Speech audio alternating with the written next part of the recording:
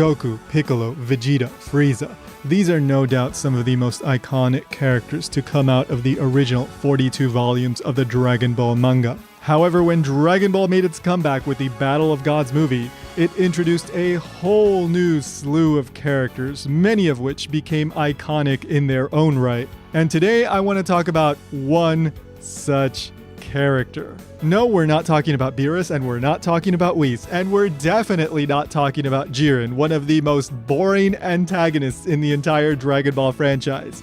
Instead, we're talking about this girl right here. Yeah, that girl from Dragon Ball Super whose name kinda sounds like the English word for pee. Yep, I'm doing an entire video dedicated to her. So join me on this edition of Dragon Ball Dictionary as we talk about the origin of Yurin's name, how I think it should have been localized, why I think the episode in which she appears is so bad, and we're also going to talk a little bit about Tenshinhan and Chaozu. So brace yourself for some pee jokes. Okay, so first of all, I know that some of you may not even know who Yurin is because she's a Dragon Ball Super character, so if you didn't watch Super, yeah, you have no idea. But also, some of you who did watch Super may not even remember her all that well because she's not a particularly important character. She's a pretty minor character. And aside from her name, she is pretty forgettable. So don't worry, I am going to do a summary of the episode in which she appears. But before we do that, let's talk about how you're supposed to pronounce her name. Yes, it's written Y-U-R-I-N, so it seems like you should pronounce it Yurin. However, in the English dub, her name is pronounced Yurin. My name is Yurin. Obviously, they chose to go with Yurin as opposed to Yurin because, well, you know, they didn't want to deal with immature people making jokes about her name. Let's get serious though. What about her name in Japanese? Well, in Japanese, her name is pronounced Yurin. That is Yurin with a long U vowel, so it's Yurin. Put it together and it's Yurin. Yurin desu. And by the way, Yurin's name is not a pun on the English word urine. In fact, I'm pretty sure most Japanese people don't know that word. So if that ever crossed your mind, forget about it. It's not related to the word urine. But we'll talk more about the origins of Yurin's name and how I think it should have been localized after we do a quick summary of the episode in which Yurin makes her debut. So Yurin enters the Dragon Ball story in episode 89 of the Dragon Ball Super anime. This episode takes place during the lead up to the Tournament of Power. The main thing going on during this portion of the story is that Goku is going around recruiting fighters for the Universe 7 team. And in this episode, Goku's intention is to recruit Master Roshi, but he finds out that Master Roshi isn't at Kame House. He's actually over with Tenshinhan because Tenshinhan has opened a martial arts dojo and Master Roshi is an instructor there. So Goku heads over to the dojo. Meanwhile, over at the dojo, Tenshinhan is a respected teacher, and Master Roshi, well, Master Roshi is Master Roshi. He's only there to target girls, and there's no girls. There's only sweaty guys. So Master Roshi is very disappointed. But then a mysterious beauty appears. A mysterious beauty that happens to look a lot like Chi-Chi from the 23rd Tenkaichi Martial Arts Tournament. So either somebody got lazy with Yurin's design, or this is a poor attempt at fan service, or it's both. Anyway, this mysterious beauty is Yurin, and, well, we come to find out that she is the token challenge that Goku is going to have to overcome before he can get Tenshinhan to agree to be on the Universe 7 team. So this is revealed a little bit later in the episode, partially through a flashback. But it turns out that Yurin isn't just an innocent young girl. She's out for revenge. She resents Tenshinhan for leaving the Crane School after the 22nd Tenkaichi Martial Arts Tournament. She was also a student at the Crane School, and apparently she had really wanted to fight Tenshinhan. But, of course, since he left, she never got that opportunity. So she made it her life's mission to get revenge on Tenshinhan. But since she's not as strong or adept at martial arts as Tenshinhan, she resorted to learning sorcery. So now she has finally found Tenshinhan, and she's gonna use sorcery to possess his students and cause chaos in this town where Tenshinhan has set up shop. And then she'll have her revenge, I guess. Then she's gonna, I don't know, make Tenshinhan apologize to her or something, but she's also still not strong enough to defeat Tenshinhan in a fair fight. So I'm not totally sure what she's trying to do here, but that's what's going on. Anyway, Yurin goes over to the dojo because part of her master plan involves becoming a student at Tenshinhan's dojo. Tenshinhan says, "Hey, little lady, why do you want to become one of my students?" And she says, "Oh, because I heard martial arts are good for beauty. It helps you look good." And then he says, "That's not the kind of dojo that I run here. I'm only interested in sweaty young men who like to train with their shirts off." And so it seems like Yurin's plan is not going to work out. But then Master Roshi shows up and he sees that there's a new, young, sexy girl who has just entered the dojo. And this is exactly what he had been hoping for. So he gets very excited. He basically snatches her away, takes her away from prying eyes, gives her a sexy uniform. And, well, we'll get back to that in just a moment. Anyway, as for Goku, he arrives over where Tenshinhan is. How he found out where the dojo is, I don't know, because he actually had tried to go to Kame House first to recruit Master Roshi, but it turned out that Master Roshi wasn't there because he was over at the dojo. Ulan was at Kame House. Ulan tells Goku that Master Roshi is with Tenshinhan at the new dojo, but Ulan never tells Goku where the dojo is, and then Goku just flies off. So we know that Goku doesn't sense Master Roshi's ki, because otherwise he would have known that Master Roshi wasn't at Kame House. So what, did Goku sense Tenshinhan's ki, and that's how he was able to make it to the dojo? We don't know, but the episode makes it seem like he didn't use instant transmission, because when he arrives at the town where Tenshinhan and Master Roshi are, we see him fly down and land on the ground. So then how did he make it to the dojo? The only explanation that I can come up with is that, yes, he did sense Tenshinhan's ki, but he decided not to use instant transmission to get there instantly because the weather was good and Goku felt like flying all the way to the dojo. I don't know. Can you come up with a better explanation? Leave it down in the comments.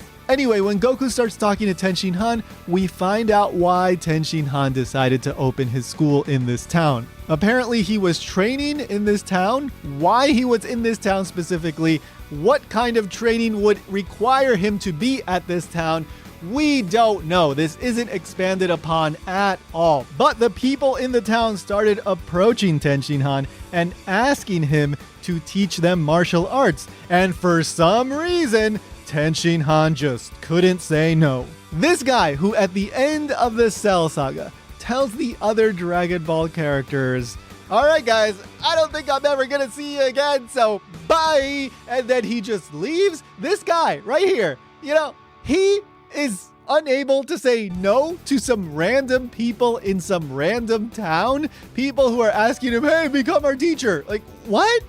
To me, this is rather strange, but it could have been an interesting character moment if they decided to actually flesh this out. How is it that this guy that at one point wanted to be an assassin and then basically becomes an ascetic monk who rejects civilization and worldly desires, how is it that this guy all of a sudden changes and comes to learn about the pleasure and the rewarding nature of passing along your knowledge to other people? How is it that this guy ends up becoming attached to his students? We never find out because all we get is that single line where Tenshinhan says, "I couldn't say no to them." Anyway, back to the plot.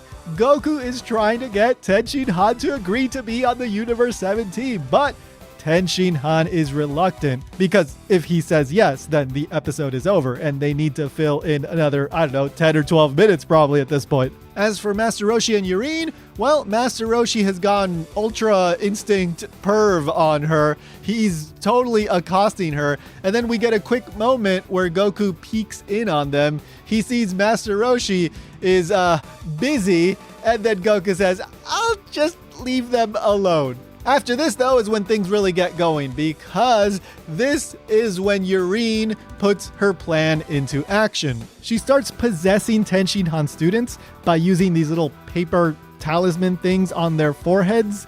The students start causing chaos in the town and destroying things. So, Tenshinhan, Chaozu, Goku, and Master Roshi, well, they step in to save the day. Master Roshi says, I know how to deal with women. Let me deal with her.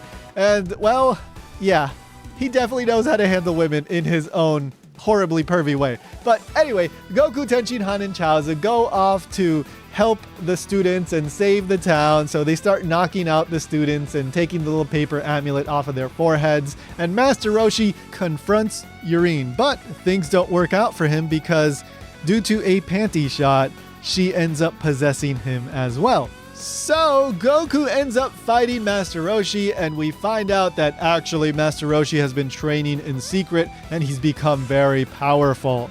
Goku uses a Kamehameha to defeat Master Roshi, and Tenshinhan and Chaozu confront Yurin. They end up foiling her plans. She says, oh, I'm gonna train more and become a stronger sorcerer and get my revenge on you. Tenshinhan says, well, if you want to train, how about you come train with us? She then reluctantly agrees to become his student. She apologizes, and everybody lives happily ever after, including Goku. Kind of. So, you see, because Tenshinhan students destroyed the town, now Tenshinhan wants money to help rebuild the town. And Goku had told Tenshinhan that if they win the Tournament of Power, he would get a whole bunch of money. So Tenshinhan says, well, that money would help rebuild the town, so I'll join the team. And then Master Roshi pops in and says, prize money? Sure, I'll join too. All right, so that's basically what happened in the episode, but there's a couple things that I need to point out. First of all, in terms of her appearance, the way she behaves, and the way she speaks, it seems like the episode is trying to portray Yurin as somebody who is in her teens or maybe 20s. So what? What's the problem with that? Well, the problem is that if we go with the established Dragon Ball timeline, Yurin has to be in her 30s. In order to prove this, we have to understand how old Tenshinhan is in this episode. So in this episode, he is right around 47 years old. And the 22nd Tenkaichi martial arts tournament happened 27 years prior because he was 20 years old at the time. Yurin's appearance and voice in that flashback strongly suggest that she is very young. I would say she seems to be somewhere between 4 and maybe 7 years old, but maybe she might even be 8, 9, or 10 years old. But I would place her younger on that spectrum. So that means that Yurin should be somewhere between 10 to 16 years younger than Tenshinhan. And if that's the case, and Tenshinhan is 47 in this episode of Dragon Ball Super, well then, she would be somewhere between 31 and 37 years old. However, her appearance makes her seem very young. The way she speaks and the words that she uses, well, it's very childish. The way she throws tantrums also makes her come off as very childish. And Master Roshi even called her a Pichi Pichi Gyaru. Now you might remember Pichi Pichi Gyaru from all the way back when Goku and Krillin wanted Master Roshi to become their teacher. Remember, Master Roshi says, I'll be your teacher if you bring me a Pichi Pichi Gyaru. Basically what that means is a young, vibrant, fresh girl. The word Pichi Pichi Gyaru would not normally be used to refer to a woman in her 30s. When you hear Pichi Pichi Gyaru in Japanese, you think a girl in her teens, maybe. At the high end, you might say a woman in her early 20s. So all of this put together makes it seem like Yurin is really young, but that's not possible. And then here's one other really weird thing that kind of contributes to Yurin seeming very young, but also, it may imply that she has some kind of reading disability. So when Yurin first appears, she's seen reading a sign indicating that this is Tenshinhan's dojo. It says Tenshin-do. Literally, you could translate this as the Hall of Tenshin. And in the Japanese, you can hear her reading each kanji very carefully, like she's struggling to read each kanji. She goes, Tenshin-do. And then after that, she actually says, I was able to read it. And she becomes happy that she was able to read these 3 kanji. They actually changed this in the dub, so unless you actually understand Japanese, it's really easy to miss this moment. Yometa! Oh, yay, I'm here! Given the fact that this is the first time we see her in the episode and we don't even know her backstory yet, her not being able to read kanji easily really leaves you with the impression that this is a young and innocent character. Either that, or she is not all that intelligent, or has some kind of learning disability.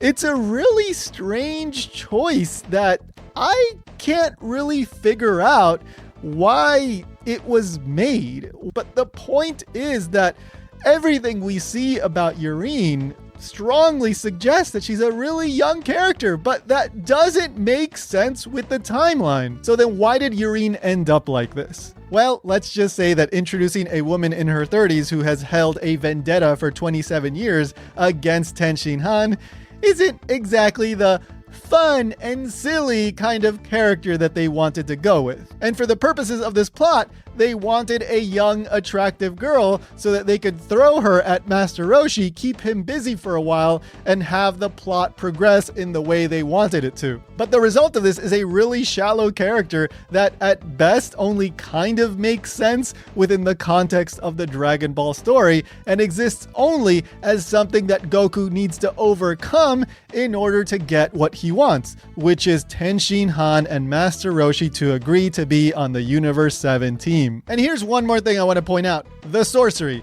It's interesting, but also kind of weird. You see, the thing is that even though Yurin can't compete in terms of her power level with characters like Master Roshi and even Chaozu, well, she's actually a really powerful sorcerer because she was able to control Master Roshi, and Master Roshi is one of the strongest characters in Universe 7. He ends up on the Universe 7 team and puts up a good fight. So obviously what Goku should have done is ditch Tenshinhan because he does barely anything in the Tournament of Power and invited Yurin to be on the team because she could have used her little paper talismans to control a whole bunch of other combatants and then just make them walk off the edge of the arena. There's also this episode in Dragon Ball Super where Tien has to fight Master Roshi, and Master Roshi just destroys him. Tien is one of the hardest working characters, and to see him defeated by Roshi, come on, man. Yes, I know she probably wouldn't have been allowed to use her paper talismans, but my point remains. So overall, episode 89 of Dragon Ball Super and Yurin are not even mediocre. Yeah, there's a couple of interesting things in the episode, and yeah, Yurin, I guess, has some potential, but they didn't really do anything with the good stuff in this episode. My favorite thing about this episode is getting to see where Tenshinhan is in his life. But because they didn't actually spend time with Tenshinhan and tell us why he ended up in this town and why he feels so attached to his students, in the end, I don't care. So Tenshinhan gets wasted as a character. Yurin is nothing more than a plot device, and she's not even particularly funny or enjoyable to watch. And sadly, this is something we see in a lot of Dragon Ball Super.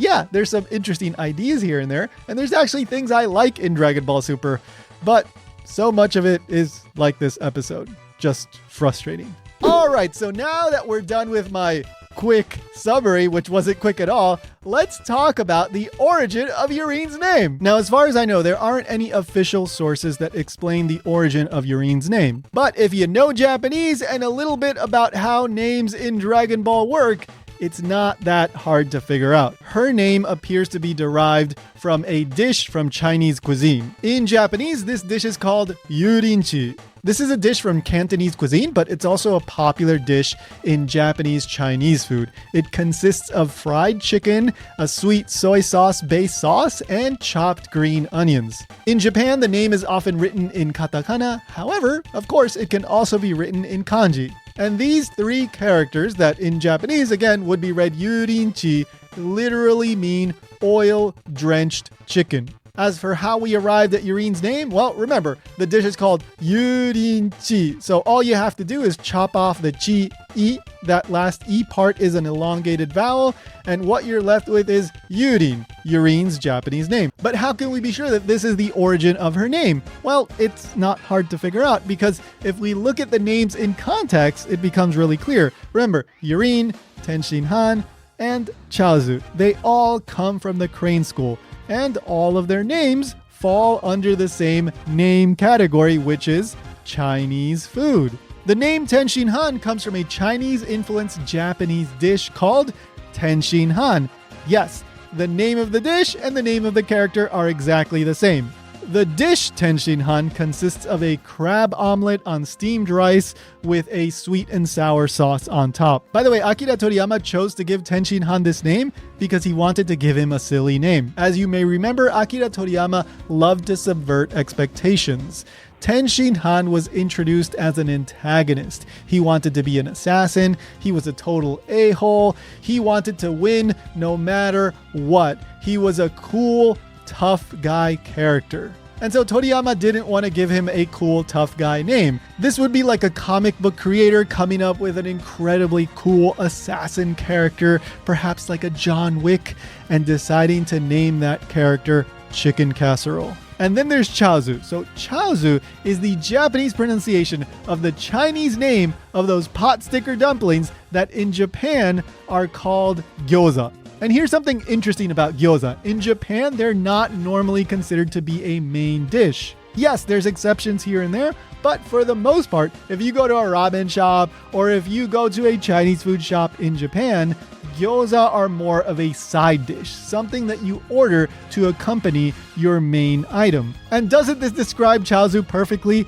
He is absolutely a side dish to the main dish that is Tenshinhan. So when you understand all this, it makes total sense that Yurin's name would be derived from the name of a Chinese fried chicken dish. And now let's talk about how I think Yurin's name should have been localized. Instead of localizing the name as Yurin and writing it Y-U-R-I-N, I think they should have gone with Yulin, and the spelling for that would be Y-U-L-I-N. Now, whether you place the accent on the U or the Lin doesn't really matter to me. The important thing here is that we didn't use an R in the spelling. We used an L. As you may know, in Japanese, there's really no difference between R and L.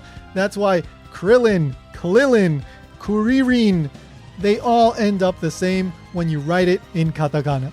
And if you want to know more about Krillin's name, you should check out my video all about Krillin's name. So localizing Yurin as Y-U-L-I-N is totally valid. Also, if you transcribe the Chinese pronunciation of the Chinese food dish on which Yurin's name is based on, you end up with this. Sorry, I wouldn't be able to read this correctly, so I'm not even going to try. The important thing here is, though, that there's an L-I-N there, right? It's Y-O-U-L-I-N. So if you go with the original Chinese reading, you end up with an L-I-N. So if you go with Y-U-L-I-N as this character's name, it even serves as a nice nod back to the original Chinese pronunciation. And by doing this, you totally avoid the whole her name sounds like urine thing. So because they didn't consult with me when they were adapting this episode of Dragon Ball Super into English, now we have a Dragon Ball character whose name is one big pee joke. And as we all know, Akira Toriyama hated lowbrow humor. He would have never done a pee joke in Dragon Ball. Thanks so much for watching, guys. If you enjoyed the video, let me know down below in the comments. And if I missed anything in episode 89 of Dragon Ball Super, also drop me a comment.